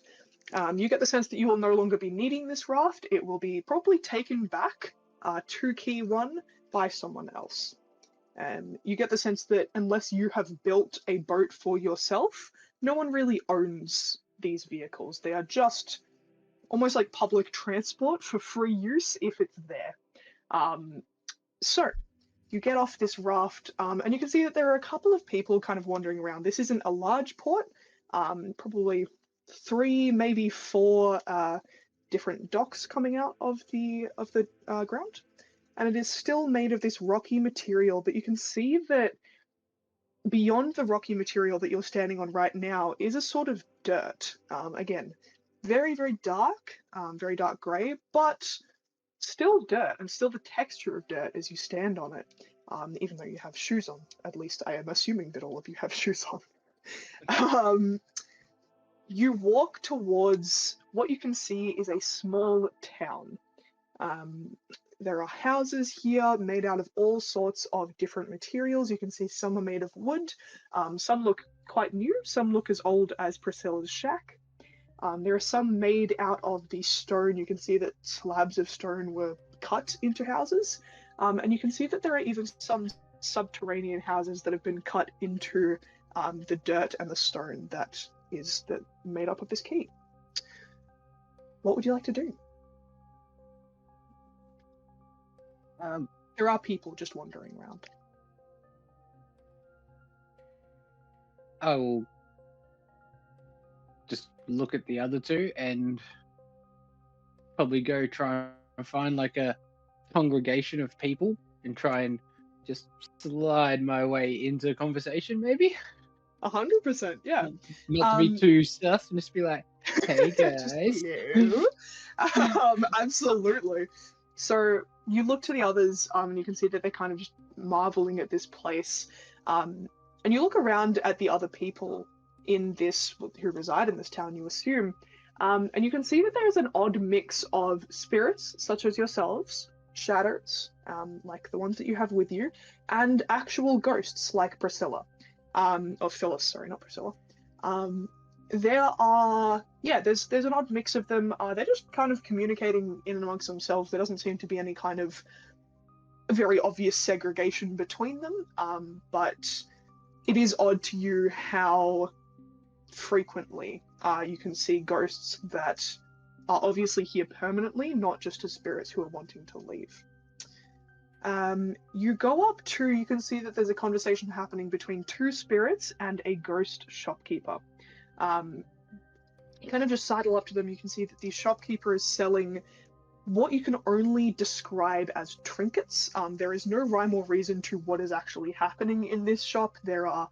It looks like they literally just pulled things from the ground that people had dropped, and they have not put them in any sort of order except for...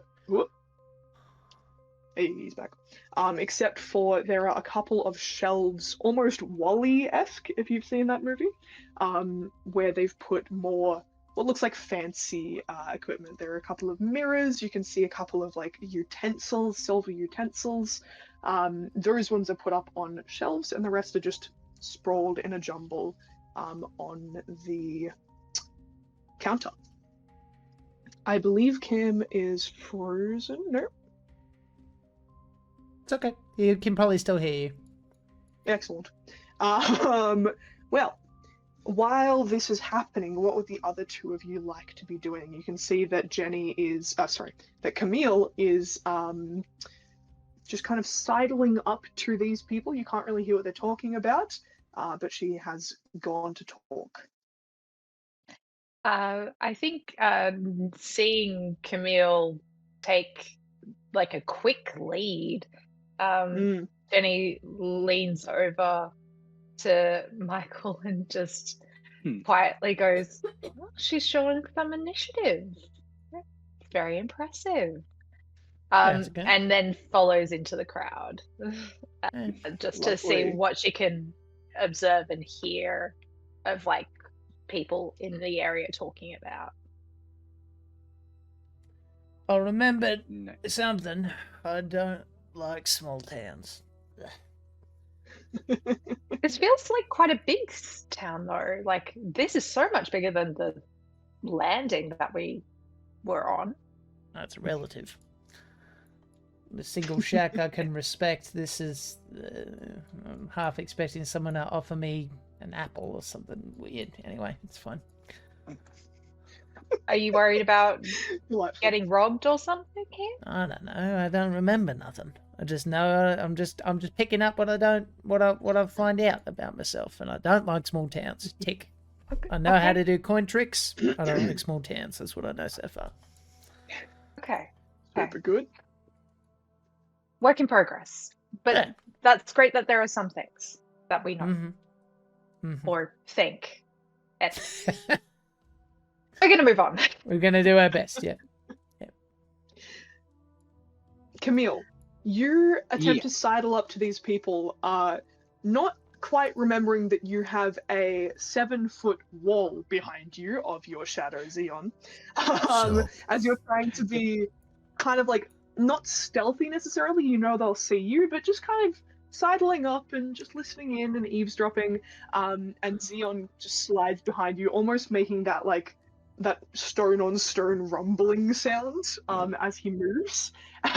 Very much not subtle, but you can see that shadows of all types are pretty well accepted in this town. You can see that all of the spirits that you see laying around or just walking around have shadows, including the two that you're speaking to, or that are speaking to the shopkeep now. One of them is this kind of almost, it looks like it moves like fire. It looks like a kind of hedgehog-y being, but the back of it is not spikes. It is literally fire, just made out of monochrome instead of others. And you can see that the second spirit has a shadowy snake for a shadow. I turn over towards Michael and I go, "Michael, it looks like you're one. Yep. Just different." Yep. Yeah. I look over at George and just go, "You're not a symbol of my repressed rage or nothing, are you, mate? No. No. And then I turn back to the other two in the shopkeep and I go, "Hi, I'm Camille. This is Leon. That's my friend Michael and his little friend George. And that's Jenny over there with Baxter." You can see that We're new here. the two spirits, one of them is quite short, maybe like 3 feet or so. Looks almost like you came from the actual world, like the world that we're living in currently, but looks almost dwarvish in nature. You're not I sure didn't if want to that assume. was. You don't know if that's some sort of genetic mutation that happened in the real world, but you are aware that you have the power now to change your form like you didn't have in your living world. You can essentially look like whatever you want, and you only really realize it when you see the number of people here wandering around who are much taller than in average life, much shorter than an average life, who look very, very different to regular humans, and it looks like they've chosen to be this way. Where were all of these people on the dating apps? This is what being over 6 foot is. Okay? And I say this to Michael. Like, you don't Say this understand out how loud, hard Blackwood. how hard it is for us, you know? And they talk about breaking their legs for this thing. No, you just had to come here. I just have mean, to to be die and fair, be if they dead. told you the truth, would you date them? Sounds like that's a deal breaker for you one way or the other. No, I'm just commenting about a common thing that happens on all, like, for most people that I knew. And if Right. you can't relate, then So I'm if so someone sorry. says I'm 5'5", you definitely wouldn't leave them on red. Yeah, there you go.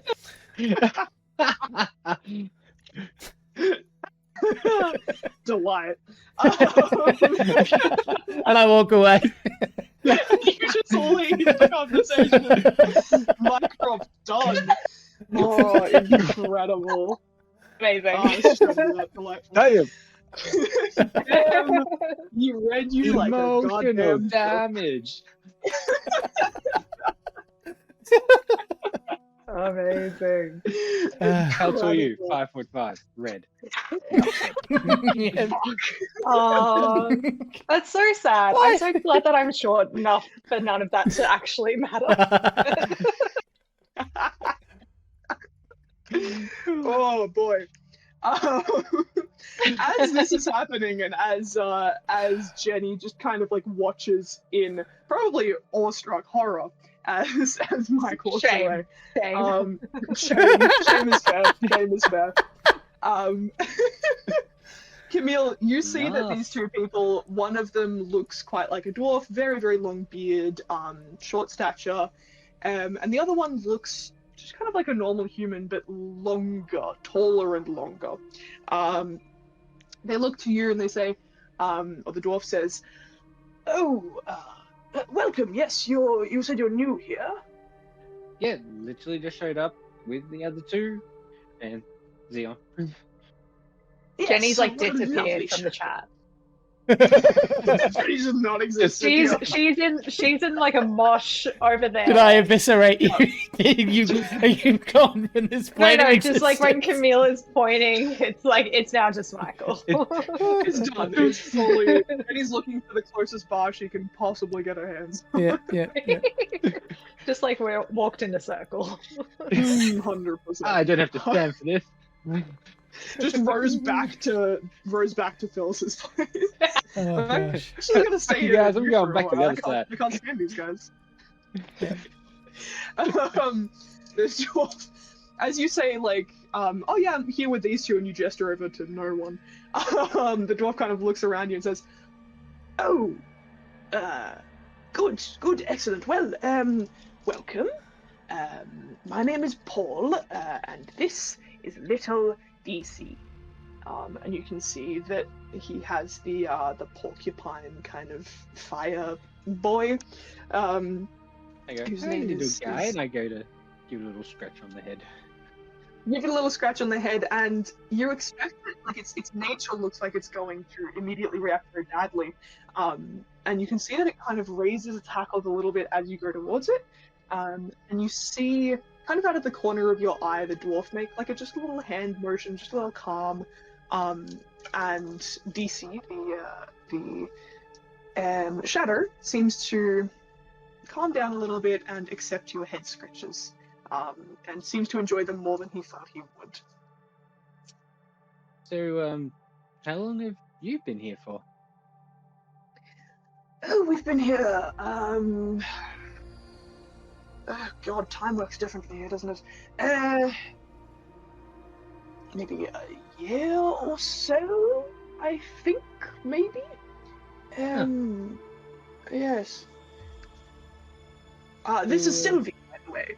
And he gestures to the other humanoid figure, who just kind of nods at you. So, if Dan needed to know anything about this town or anything of interest around here, you'd be the one to probably talk to then, since you've been here a while. Oh yes, well, I've been in this town quite a while. I've also travelled the Keys a little bit. As you know, we all have the burden, we all have the thing, we're trying to get out of here, etc. But yes, I've been travelling for quite a while, and have settled down in this town for at least the past couple of months. Lovely place, really, really quite nice. I do plan on leaving at some point, but for now, just calming. Yes. What is it that you'd like to know? Well, first of all, and looks over at the table, the little trinkets, and goes, "What's all this?" He kind of looks around, and you can see that he is, again, a customer of this place. And the ghost that runs the place just kind of smiles at you, looks to be, again, the same shape as Phyllis, the ghost shape, but is wearing like almost like suspenders around, and where the suspenders stop around the waist just continues until they're like floating on the ground. Says, "Oh yes, this is my shop. It's just trinkets, really. We trade. We accept the gold. We accept really anything that you have to offer. Does anything catch your fancy?" It's at this point Camille starts tapping through her pockets and goes, "Unfortunately, I don't have any gold at the moment. I used it all." I can conveniently reappear at this point. What are you looking for? You definitely can. What do you want? On the table, is there something sort of like anything like a music box or anything like that hanging around? Because I feel like Camille would absolutely love one of those. Ooh, roll me we're gonna call it a luck check, so your d6 plus your karma. I will remind you that you can have your karma flipped to negative by an enemy, or if you do something particularly evil, I will flip your karma. So that's the two ways that it can be flipped. But for now, it is a positive dice. Jenny also rocks up as the looking. Beautiful. Lovely, yeah. A 7. A 7. A 7 is a success. So you see, Hey. not a music box, but you know, one of those, like, I forget what they're called, but the ones where you turn the crank and it plays little, I don't remember what it's called, but that, the thing probably inside the music box, I would assume. Yes, you see one of those. Say again. The little like mechanism thing that has the little ding, ding, Yeah. Yeah. Yes, yeah, you see one of those. It doesn't have a label on it. You're not sure which song it plays. But you do see one of them just in amongst the trinkets. It doesn't seem to have been important enough for the shopkeep to put it on the desk. I pick it up and I go, kind of like this. Oh, yes. Well, you said you didn't have any money. Do you have anything to trade? Oh, I got it. At this point, Camille turns around and gives Michael the biggest puppy dog eyes ever. I already gave it. as a way of thank you. Oh. Michael, you give the gold coin over, and you can see the shopkeep kind of widens his eyes a little bit. He did say that he accepted gold, but wasn't really expecting to see it here. You get the sense that this is not necessarily a rare commodity, but you get the sense that this is a very good trade for this shopkeep. You hand over the gold. you take the music box. He gives you the music If box. I notice specifically that, like- though, I'll just go, maybe 2? Seeing that he's kind of overplayed his hand in his Yeah. emotional register, he says, fine, pick another one on the table.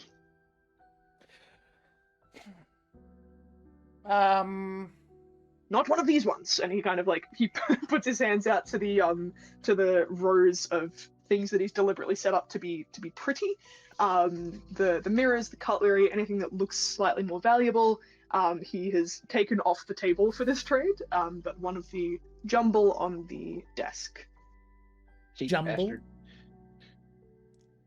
Could you be more specific when you say jumble? Yeah, as in like you want to know what's in it. Yeah? Beautiful. So there is a lot of it you can see when you're actually looking at it is just pieces of scrap metal. There are some larger sheets. There are some smaller, like almost shaped things. You can see that as you look to this guy, like past the ghost, you can see that there are a couple of little hammers and little chisels. You can see that there are a couple of natural-looking objects, things like things that resemble flowers, things that resemble plants made out of this metal. But if it was a flower or a plant that had been drawn from memory after 100 years of not seeing a flower or a plant. Understood. If So there's they're something kind of- natural, just to kind of make it fit into the narrative, do you mind if I just kind of like, rather than me fishing for it, could I yes and what you're saying? 100%, please. Okay.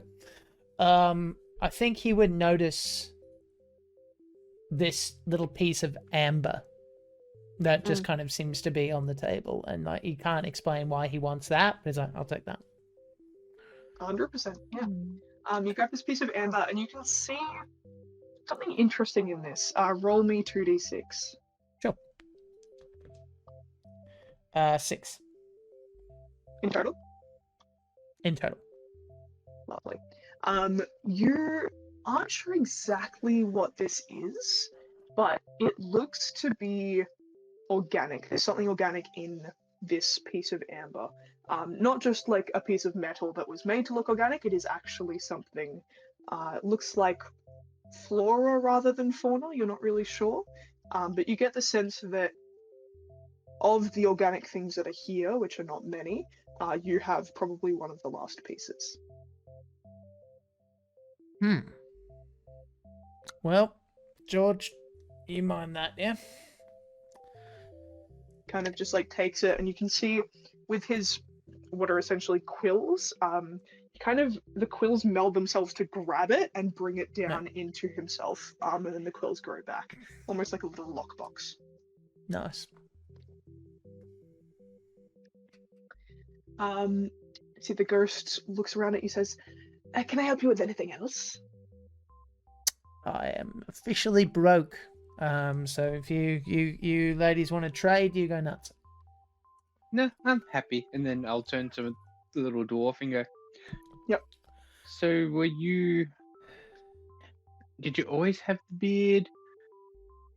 And Oh, no, actually, look, here's a little confession. In life, I was an awful beard grower. I really, really couldn't grow one. So, when I got here and discovered that I could really meld myself to anything, I gave myself this. And he kind of like lifts his beard up in pride. And you can see that underneath is a whole lot of like little metal screws almost that he's like put into his beard, almost Blackbeard style. They're not quite nice pieces of jewelry, but they're the approximations that he could have made. Right. And I look at it and go, it's very befitting, I guess. Thank you. I really do appreciate that. There aren't many who appreciate aesthetics around here, let's say, and really I do try. You should give it a go, really, if you have anything that you wanted to look like during life. Not that I'm saying you don't look lovely as it is, but if you want to give it a go, feel free. You can really, if you think about it hard enough, you can meld yourself to whatever you want. Thank you. I think I'll give it a try one day. Probably not right now. I'm still Of course, yes. gathering my surroundings. But where would I guess the other question is, so obviously we're dead.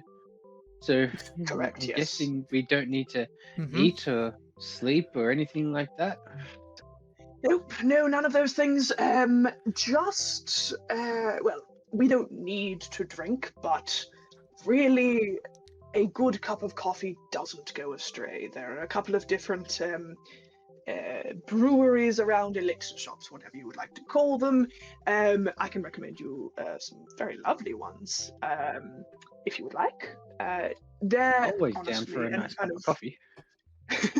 kind of lowers his voice a little. He says, "The best one really isn't in this district. It's in another key. But in this place, it's run by Wilbur White. The cold press is probably the best elixir shop you'll find in Key 2. Ah, I'll definitely have to keep my eye out. Of Is there any course. way we can earn more coin while we're speaking about it? Because we're broke now. Coin is hard to come by, but things that are just as valuable as coin are anything that you can find that are interesting. As you can imagine, there's not much down here to keep us entertained, and the thriving center of trade as it is not incredible. And he kind of keeps his voice down, as you can see the trinkets shop keep giving him a bit of a dirty stare. He says, Careful, you gotta So, keep living, dying, being present here. You've got to keep being.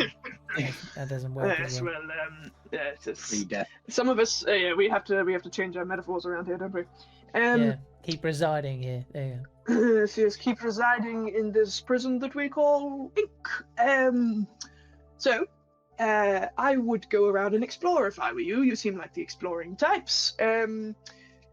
Unless, figuring out your burden is more important to you, and you can see he's quite flippant about his burden. I'd like you all to make a check, and Jenny, you would have +2 on this for your psychological insight.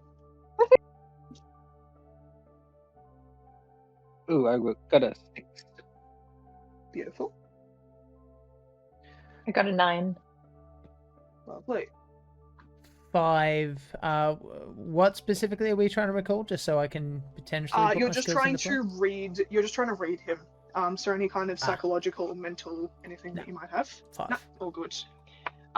So Jenny, you would notice that he's being flippant, very deliberately. You've seen this before you don't necessarily have like psychological patience, but you, for your job, had to read a lot of people.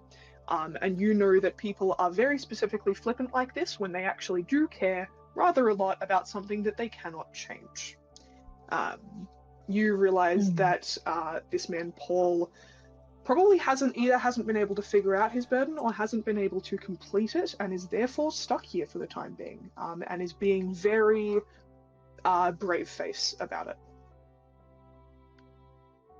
You've been here for a long time. Yes, I was telling your friend here just about a year. And did you come alone? Or were other people with you like us? Yes, actually, Sylvia here was with me, and this is Hetty, and you can see the snake kind of like wiggles around on the ground a little bit. Sylvie just kind of smiles at you, doesn't seem to want to speak or be able to speak, one of the two, but just smiles and nods. Okay. And We didn't know each other before this, but we do now. And have you perhaps, has it been hard to remember what you were here to do? Let me see. Ooh, okay. You see just a very, very short flicker of deep sadness. Not in his face, just in his eyes.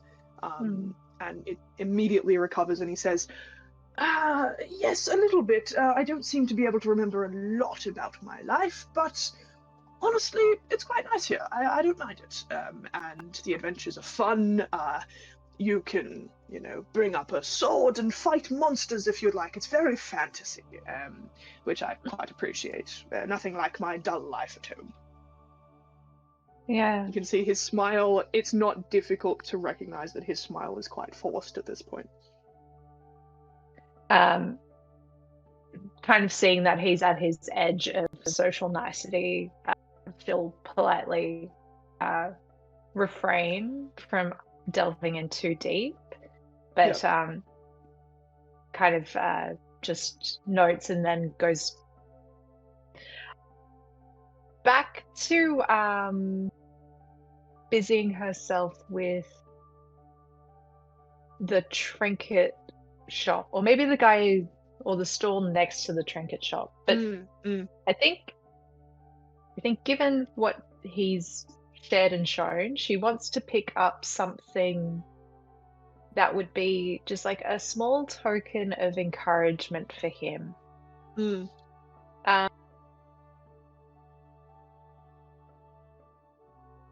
you mind if I ask, do you remember how you died? Oh, no one's asked me that in a while. Do I remember how I died? Kind of like strokes his beard while he thinks. He says, I remember falling. That's just about it, to be honest. Yep, falling. Okay. I'm going to give him some. Yeah, I'm going to see if it's okay if I can kind of pick up or make one of the if I can like get a spring or just like pick up a spring from somewhere. Yeah. Or like if there's a makeshift kind of trampoline sort of. You would definitely be able to find a spring, probably even in the stall, like right in front of you. The only thing that you have to trade is your sash. Yeah. That's kind of the only thing worthwhile that any storekeep would be interested in. It's about a 1-to-1 trade. They're worth about the same as each other. Are you willing to trade this piece of yourself? No. Can I make a small object disappear? Yeah, go for it. Roll me 2d6 plus 2. Ooh, 13. Beautiful. For the audience's sake, she's not just doing this from magic, this is one of her skills. So yeah, a 13 is way more than enough. I'll roll for the shopkeep anyway, but he literally can't make that. So you kind of sleight of hand, just maybe you're even talking to this trinkets shopkeep and just kind of lean your arm on the shelf and quickly grab the spring. It's just a small one, slightly bigger than a pen spring. It's probably about that large, and it's bless you, and Thanks. it's fully bouncy. No one's like pulled it or anything like that. It's works quite well. And I'm going to slip that into. Yeah, I'll have it in my palm and I'll just shake his hand and go, "Well, it was very nice to meet you," and hand it across. Beautiful. He shakes your hand, and you can obviously see like he's surprised in his eyes, but he keeps a straight face as he recognizes that you're trying to do something subtle. Shakes your hand and kind of just puts his hand into his pocket, naturally takes it out, nods at you and says, "Well, I'm sure I can say the same." I hope it will inspire some creativity towards your purpose. So he puts his hand back into his pocket, again, quite casually, but you can see he's like feeling for what it is. Very quickly realizes what it is and kind of gives you a smile, looks down a little bit, doesn't make eye contact with you directly, and says, "Thank you. I'm sure it'll come in handy." Well, my friend and I must be going. feel free to join us for a pint at the Cold Press if you'd like. We'll be there later tonight, actually. If not, obviously, you have other things to do. You're very new to this town. That's totally fine. But yes, it was lovely to meet all of you. Really, really nice. And I do hope that you will be able to get out of here soon. Absolute pleasure to meet you. Of course.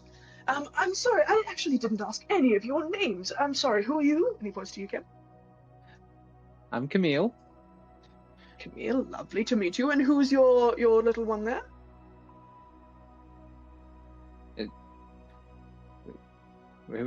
Which one? He says little one as he stares up to the thing that's literally like 6 feet taller than he is. Xeon. Yeah, that's Xeon. Xeon, lovely. He just showed up. They do that, yes, but very, very fast friends, I'm sure you've become. And yourself, Jenny? Jenny, and Baxter is gonna do like the biggest hop that he possibly can. To like come, well, probably to like his height, and just Lovely. go. And this is Baxter. Oh, Baxter, what a cute little one you are. May I? And he kind of like puts his hands out. He's sensitive. Oh, I'm so sorry. Well, Baxter, Jenny, it was really lovely to meet you. Thank you for talking to me. It was very nice. A spring in your step, yeah. I'm sure you've given me things to think about. Thank you. I really do appreciate that. There's not much reading material down here to contemplate. And yourself, as he looks to you, Michael. Oh, he's kind of distracted after hearing the sad story. Michael, that's George. Michael, George, very lovely to meet you. I could have sworn I'd heard those names before. Probably. Something. Well, we really must be going. Thank you so much again for talking to us. And really, I do hope to see you again. But if I don't, I hope to believe that you are on to bigger and brighter futures. And he and Sylvie, with DC and Hetty, move away from your group. Camille, could you please roll 2d6? Yep. As they start walking away, Camille just gets really excited. She made new friends and just goes, bye! You can see Paul and Sylvie, like Sylvie does a little wave, Paul makes like a big gesture, and so does DC, kind of just like flaming up. Hetty really doesn't do anything. Hetty the snake. Oh, come on, Hetty, do something. I rolled a 7. Rolled a 7, beautiful, just enough. You feel a hand go into your pocket, just from behind you. You have about a second to do something if you would like. If not, that hand will probably retreat with whatever is in your pocket. I swing with an elbow. You swing with an elbow. Roll me 2d6. Technically, your spirit cannot attack, so you will be grabbing for whatever this is, not necessarily hitting. And then we'll see what happens next. 10. Lovely. Okay, 10. So you swing around and try to grab whatever it is. You feel hair under your hand. As you swung, you feel this kind of short figure, and you're literally holding them by the hair. And you can see, look around, and you can see there is a child in your grasp. Hands still in your pocket, kind of frozen with fear, almost deer in headlights, just kind of looking up to you, mouth agape. They're probably 9, 10 years old. I very calmly go, hand out of my pocket, please. I'm sorry, Mister. I wasn't meaning anything by it. I'm sorry. And the hand kind of retreats. You can see there's nothing in it. Yeah. I let them go, and then I just give them like a pat down, making sure all their hair's perfect, and go, why were you going in my pocket? You can see as you give them a pat down, you can see that Xeon also like the hand extends and kind of like pats them on the head a little bit, as he can see that the child's obviously no trouble. You ask this and they kind of, again, eyes up at you, wide-eyed, say, you're new here. You have things. My friend right here, and I nudge my head towards Michael, only brought me a nice little musical trinket, and I really would like to keep that. I understand. I'm sorry. I'm It's sorry. okay. It's okay. What's your name? Mary. Mary. I'm Camille. Now, what's a little girl like you doing here? Well, I died. That Obviously, but how? Oh my god, you can't just I- ask people how they die. just ask them how they died. Legit. She's very blunt. Yeah, no, that's fair. She says, we didn't really have enough food. Oh my I- god. Oof. Yes. I don't remember too much, but I had brothers and sisters, and they needed it more than I did. Oh. Jeez. You- Double Lost child punch. syndrome. Yeah. Just hit me in the dick. Camille looks at her and goes, "You gave up your food for your siblings, and then you came here?" Yeah. Phyllis is really nice. But I couldn't stay there, so I came here. And funnily enough, I guess my job while living is kind of my job here. I just get things from people, and I trade them, and I don't really know what my burden is, but I'm trying to figure it out. Apparently it's something to do with well, probably family, I would guess. And you can see this again 9-10-year-old child is struggling with emotions that she was never taught about and never has had to deal with before, and I bring her in doesn't for a know how to cuddle. vocalize them. I give her a hug. Immediately bring her in for a cuddle, and you can see that she kind of almost melts into you. There's a little bit of kind of resistance at first, and then just immediately goes in for the hug.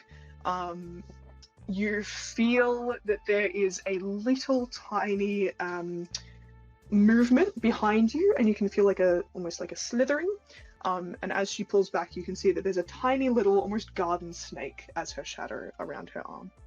You thought it was a bracelet at first, but it is her shadow. I look down at her little shadow and go, "And who's that?"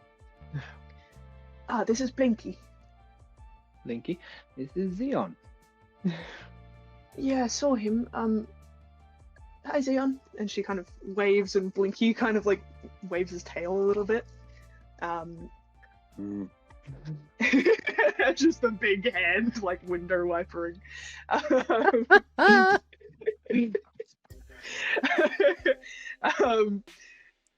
You see, you feel for the first time in your mind, Camille, Xeon is he's protective of you as a shadow is protective of any of their companion, of their spirit. You see that Xeon understands Mary like more than you would understand Mary. Xeon is part of this world, is a creature of the ink, and when and if you leave, will retreat back into the ink.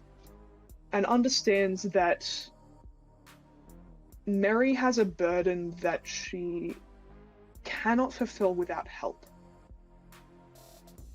She's stuck on this key. She doesn't really know how to leave. She doesn't have the honestly, the mental or physical wherewithal to be able to get out of this place by herself. I kneel.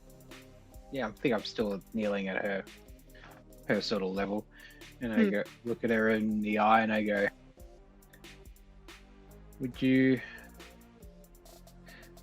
like some help trying to work out what your burden is? Maybe try to see if we can try and get you to move on, maybe?" So her eyes kind of, she's as grayscale as anyone else here.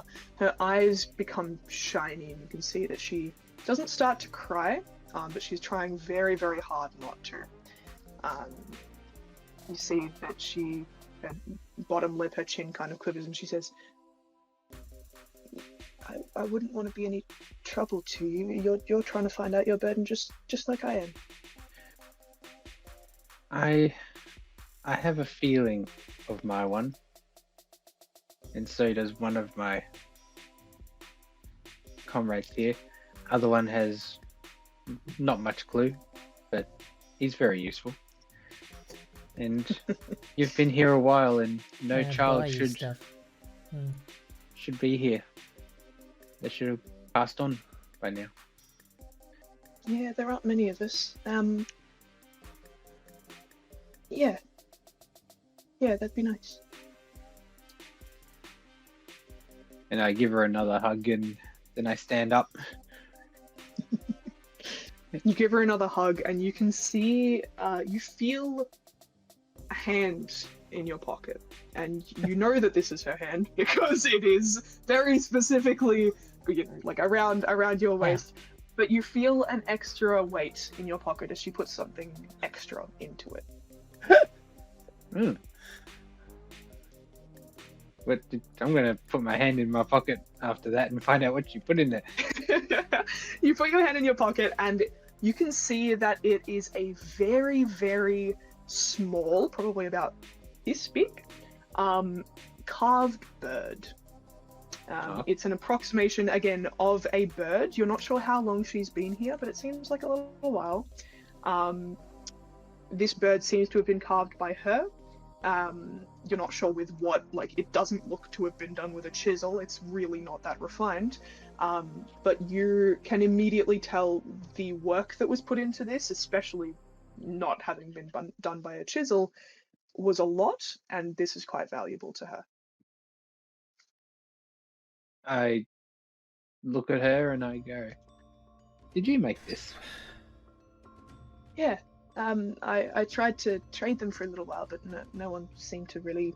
I just didn't get enough stuff for them, so I just have a collection of them now. That one's it's not my favorite one, but it's one of them.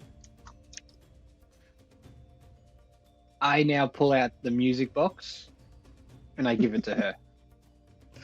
She kind of like had her hands out, so you put it into her hands, but she says, you wanted this, you just got this. This is no. It's fine. A trade for a trade." And I give her a little pat on the head, and I'm like, "I guess why don't we go find somewhere a bit less loud, and we can try and work out what your burden is."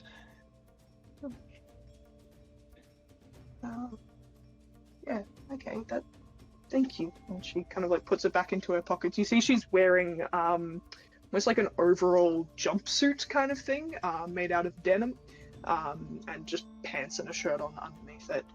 And she puts it into her overalls pocket, and you can see that it's kind of like, it's not sticking out of her overalls pocket, but there's a very clear like music box shape in the, yeah, exactly, yeah. There's a very, very clear music shaped box shape in it, and she kind of just is waiting for you to move. She's not going to take a direction with you. I look at the other two and I go, "Let's go find somewhere quiet so we can try and help this little one out." Oh, yeah, sure. Hey, thanks for the music box, Michael. Give it to the first bloody child. I'm sorry, Michael. I say under my breath. Nudges at Michael. Michael, did you say something? Oh, no, you're great. Camille. Camille, are you an only child? I had a younger sister. Oldest daughter syndrome. We know it well. Yeah. And then I moved to the city, got a job,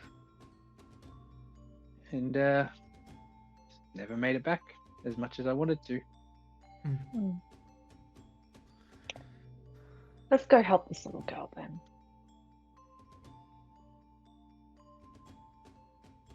And as you walk off into the city, trying to find a place to stay, to maybe just keep this child for a little while, those of you who didn't feel like you had a purpose maybe feel a little bit more purposeful. Even if you have an idea of what your burden is, this is becoming more immediate to you. And who knows, maybe you'll find out more about your burden along the way. You walk off and you can see that Mary is just kind of conspiring with Blinky on her hand, and you see her physical form is starting to change a little bit. You can see that she was quite, like, upon further inspection of her, she's very, very thin, emaciated thin. And you can see that her cheeks just a little bit are starting to plumpen. You can see that her skin is becoming just a slight bit darker, almost like she's getting blush back into them, and her arms are starting to fill out a little bit. You can see that with this comfort that she's probably received from no other person, she's starting to feel more comfortable in her own body. And that's where we're going to end today's session. Hey. Well done, guys. Very cool. We're ending a little bit early tonight, but we will be back next week for another episode of Ink. So, yeah, do we have any final thoughts before we head off? Anything that we want to ask or say? You rich in those heartstrings. The double kick in the dick was great. Look, I enjoy pulling on the emotions in these TTRPGs. It's a good time. Amazing. I love how All we right, started everybody. it being like it's a light little show. It'll be funny. Cozy horror. Yeah. And it will be. Sometimes it will be, but sometimes you meet a child who died of about death. starvation and can't Sometimes. find her home. Can't find her home. Okay, All right, everyone. We're going to be raiding into NPC. Mike Moans now. So thank you very Yay. much, everyone. We're going to see you next week. Thank you, Sam, for joining us. And we look forward to having the full gang next week. Until then, we will see you on Sunday. If you're not already part of it, you can join the Discord or check out the VODs when they are up on the YouTube. We appreciate every one of you. And as always, know that people can like you exactly as you are and that you matter. We will see you next time. Say bye, guys. Bye, guys. Have